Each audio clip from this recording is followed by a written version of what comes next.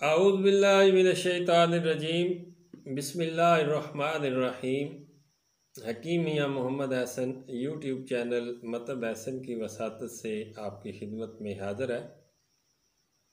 आज किसी नुस्खे के बारे में बात नहीं करेंगे बल्कि नब्ज़ शनासी के मुतल्लिक़ चंद बातें करेंगे और मैं कोशिश करूँगा कुछ दिन तक अगर मेरे पास वक्त हुआ तो इंशाअल्लाह आपके साथ कई लोग जो हैं वो मैसेज करते हैं कि मिजाज को कैसे परखा जाए, मिजाज को कैसे चेक किया जाए।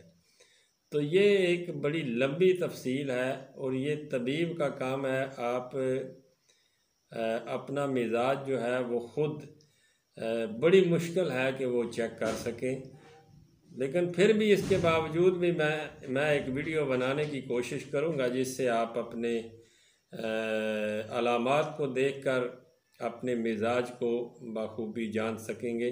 आज जो है बात सिर्फ करेंगे कि नब्ज़ शनासी, नब्ज़ देखने के लिए तबीब जो है उसके लिए क्या शराइत होनी चाहिए, किन शराइत पर अमल करके जो है एक अच्छा तबीब नब्ज़ जो है वो देखता है और उन शराइत को फॉलो करता है। और कुछ शराइत मरीज़ के लिए भी हैं कि जब वो नब्ज़ चेक करवाए या अपनी तशख़ीस करवाता है तो उन हदायत को फॉलो करना उसके लिए ज़रूरी होता है। तो ये चंद शराइत जो हैं वो तबीब के लिए हैं कि तबीब हज़रात जब भी किसी मरीज़ की नब्ज़ चेक करें तो उनके लिए ये शर्त होना ज़रूरी है जो मैं आपसे अभी बातें करूँगा। वो चंद शराइत हैं, उस पर पूरा उतरना चाहिए तबीब को, तब जाके वो एक मेयार की और अच्छी तशख़ीस कर सकता है। सबसे पहले नंबर 1 पर यह है कि तबीब ख़ुद मोतदिल मिजाज का होना चाहिए, कि उसका अपना मिजाज जो है वो मोतदिल हो, वो किसी बीमारी में मुब्तला ना हो, यानी कि तबीब हकीम ख़ुद बीमार ना हो, कोई बुखार ना हो, उसको ब्लड प्रेशर का मसला ना हो, नज़ला ज़ुकाम का मसला ना हो, तो दिल का मसला ना हो। तो इस तरह मरीज़ जो है, तबीब जो है वो एक मोतदिल मिजाज हो तो तब जाके वो अच्छी तशख़ीस कर सकता है मरीज़ की, जब तक वो मोतदिल मिजाज का होगा। तो ये उसके लिए पहली शर्त है।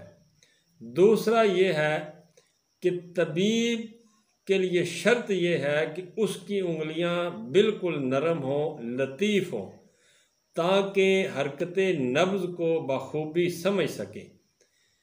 ये जो उंगलियां हैं ये उसकी नरम होनी चाहिए। उसका पेशा ऐसा होना चाहिए, कोई दर्जी है, कोई हजाम है या कोई हार्ड काम करने वाला ऐसा बंदा है जिसके ये जो निमला हैं, ये पोरे जो हैं ये हार्ड हों, तो वो अच्छी तरह नब्ज़ शनासी नहीं कर सकता, वो अच्छी तरह तशख़ीस किसी भी मरीज़ की नहीं कर सकेगा, क्योंकि वो नब्ज़ की हरकत को महसूस ही नहीं कर सकेगा। तो उसके लिए दूसरी शर्त ये है कि उसकी जो उंगलियां हैं वो लतीफ़ होनी चाहिए।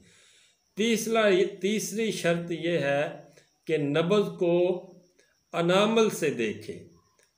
अनामल से मुराद ये है कि उंगलियों के सिरे से देखे। ये जो चीज़ है इससे देखे, चाहे वो 3 उंगलियों से देखे नब्ज़ को या 4 उंगलियों से देखे, ये एक अलग इख्तलाफ है।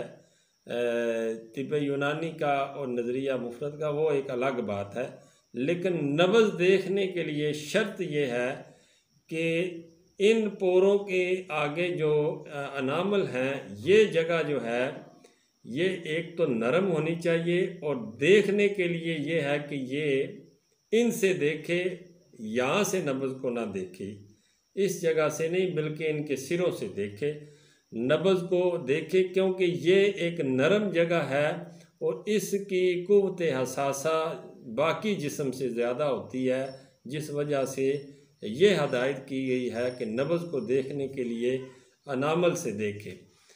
ये एक तीसरी शर्त थी। और चौथी शर्त ये है कि उंगली को नब्ज़ को तिब्बे यूनानी के एतबार से या नज़रिया मुफरद अदा जो है उसके एतबार से कुछ लोग कहते हैं कि 3 उंगलियों से देखना चाहिए नब्ज़ को, लेकिन मैं इस चीज़ का कायल हूँ, मैं वीडियो बना रहा हूँ तो मैं इस चीज़ का कायल हूँ कि नब्ज़ को 4 उंगलियों से देखना चाहिए, 4 उंगलियाँ उसकी नब्ज़ पर होनी चाहिए। और ये 4 शर्तें हो गई। और 5वीं शर्त ये है कि नब्ज़ को एक अरसे तक उसको जांचना चाहिए, देखते रहना चाहिए, हत्ता कि 30, 35, 40 नब्ज़ा तक उसका हाथ जो है वो तबीब का हाथ जो है वो उस नब्ज़ पर रखा हुआ होना चाहिए, ताकि अच्छी तरह नब्ज़ की हरकत को महसूस कर सके। और तिब के एतबार से नब्ज़ शनासी के उसूल के मुताबिक अदना मुद्दत जो है नब्ज़ को देखने के लिए वो 12 नब्ज़ा है कि 12 बार तबीब के हाथ के नीचे मरीज़ की नब्ज़ जो है वो हरकत करे। तो ये अदना दर्जे का जो है ये 12 दर्जे है, 12 बार है। तो इसके अलावा ये है कि मरीज़ जो है ख़शम में ना हो, गम में ना हो, किसी नफसानी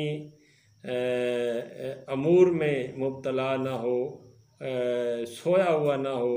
एक ये है कि पेट भर के उसने खाना ना खाया। ऐसी हालतों में अगर तबीब नब्ज़ को देखता है तो वो नब्ज़ काबिल एतबार या वो तशख़ीस काबिल एतबार नहीं गिनी जाएगी। फिर ये है, इससे अगली शर्त ये है कि शोरो गुल ना हो, कोई कभी सदमा ना हुआ हो। जिस जगह तबीब अपने मरीज़ की नब्ज़ देख रहा हो वहाँ पे शोरो गुल ना हो, ताकि वो नब्ज़ की हरकत को अच्छी तरह महसूस कर सके, सुन सके और देख सके। ऐसी जगह पे नब्ज़ देखे जहाँ शोर गुल ना हो, कोई सदमा, कोई लड़ाई बंडी ना हो, ऐसी जगह पे नब्ज़ को देखना चाहिए। और इसके बाद ये है कि बाज़ लोग मैंने देखे हैं कि मरीज़ आया है, मतलब पे आया है, उसको उसी वक़्त उसकी नब्ज़ को चेक करते हैं। ये बात बिल्कुल गलत है।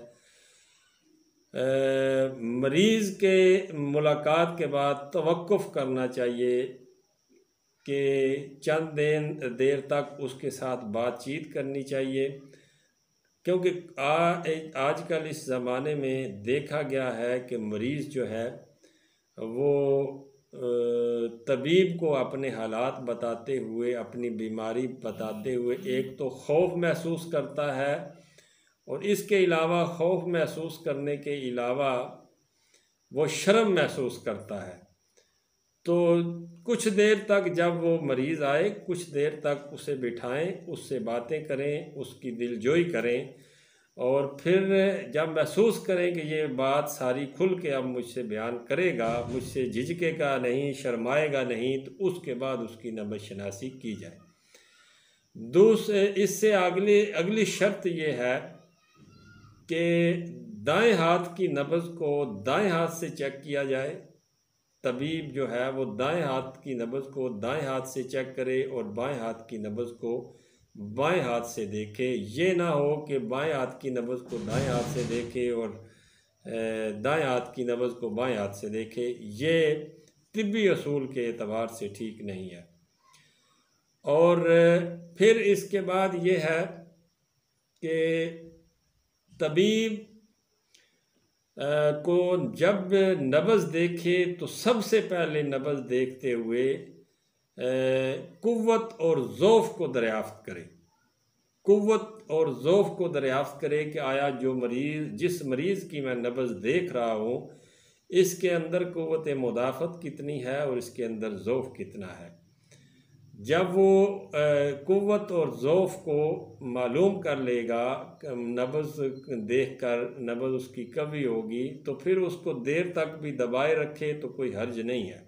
अगर उसकी नब्ज़ में ज़ौफ़ होगा तो उसको देर तक दबाए रखना ठीक नहीं है मरीज़ की सेहत के लिए, क्योंकि लंबी देर तक दबाए रखने से उसकी हरकत मौकूफ़ हो जाएगी, उसकी हरकत रुक जाएगी, जिससे मरीज़ का सर जो है वो चकराएगा, मरीज़ थोड़ा घबराएगा। इस तरह नब्ज़ को जो है वो देखने में थोड़ी एहतियात करनी चाहिए। मेरे इल्म में ये चंद एक बातें थी जो आपके साथ मैंने शेयर की। तबीब के लिए ये शराइत हैं जो मैंने आपके सामने शेयर की हैं, और अच्छा तबीब जो है इन शराइत को मद्देनज़र रखते हुए अपने मरीज़ की नब्ज़ को देखता है, और जब इन शराइत पर अमल करता है तो इंशाअल्लाह वो अल्लाह के फजल करम से एक अच्छी तशख़ीस भी करता है, फिर अच्छा इलाज भी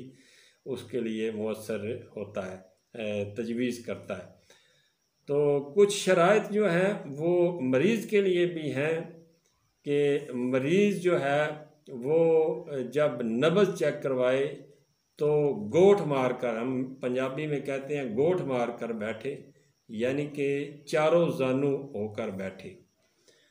और दूसरा ये है कि मरीज़ जो है वो अपने आप को ज़हनी तौर पर बिल्कुल आज़ाद करके बैठे, किसी नफ्सियाती तौर पर टेंशन का शिकार ना हो, ज़हनी दबाव का शिकार ना हो। तो इस किस्म का मसला जो है वो उसके अंदर नहीं होना चाहिए। तो इसके अलावा ये है कि मरीज़ फ़ौरन खाना खाने के बाद नब्ज़ को चेक ना करवाए, फ़ौरन सफ़र करने के बाद जो है वो उसको नब्ज़ को चेक ना करवाए। तो इसके अलावा ये है कि नब्ज़ को जब भी चेक करवाए तो जिस हाथ की नब्ज़ चेक करवा रहा हो उसको अपने पहलू में रखे, और नब्ज़ जब तबीब के सामने जिस बाजू की चेक करवानी हो, जिस साइड की भी चेक करवानी हो, तो उस बाजू को गोडे से आज़ाद करे, उसकी बगल में कोई चीज़ नहीं होनी चाहिए, ताकि नब्ज़ की हरकत को तबीब अच्छी तरह महसूस कर सके। ये 2-3 चीज़ें जो हैं मरीज़ को भी मद्देनज़र रखनी चाहिए, और तबीब के लिए भी मैंने तफसीली तौर पर बात की है। उम्मीद है ये इंफॉर्मेशन आपको पसंद आई होगी। तबीब हज़रात के लिए भी और आम जो मेरे सामीन हैं, हाज़रीन हैं, देखने वाले हैं, उनको भी ये पसंद आई होगी। मैं इंशाअल्लाह कुछ दिन तक मिजाज की तशख़ीस के लिए आसान सी एक दो वीडियो मैं वो भी बनाऊंगा, ताकि हर कोई बंदा जो है वो अपना मिजाज ख़ुद चेक कर सके और उसके मुताबिक अपनी ग़िज़ाओं को तजवीज़ करे, अपनी सेहत को बेहतर कर सके। वीडियो काफ़ी लंबी हो गई है, उम्मीद है कि आपको पसंद आई होगी। अगली वीडियो तक के लिए इजाज़त दीजिए। फ़ी अमानिल्लाह।